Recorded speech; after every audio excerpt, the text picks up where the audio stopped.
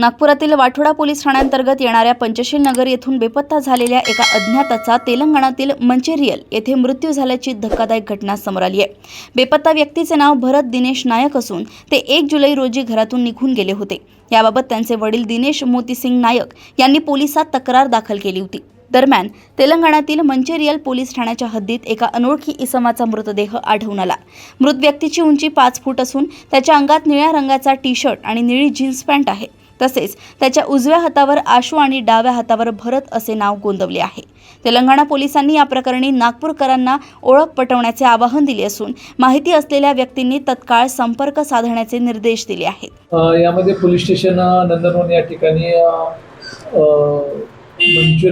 मंचेरियल ठाणे तेलंगणा या ठिकाणून काही पोलीस तपास आले होते।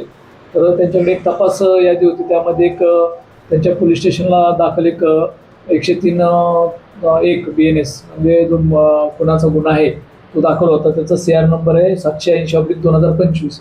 त्यामधील एक अनआयडेंटिफाईड अनोळखी डेड बॉडी त्यांच्याकडे होती। त्या डेड बॉडीवर एक खासदार महोत्सवचं लोगो लावलेलं होतं, त्यामुळे ते या ठिकाणी आलेले होते।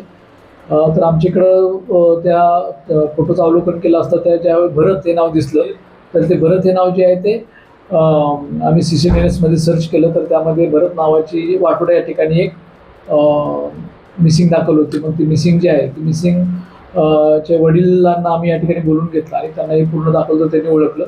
त्या अनुषंगाने मृतकाची बॉडी पटवण्यात आलेली। ही बॉडी जवळजवळ 1.5 वर्ष झालं अनआयडेंटिफाईड होती। CCTVच्या माध्यमातून आमच्या येथील महिला पोलीस अंमलदार रुखसार शेख यांनी ही कामगिरी केलेली आहे।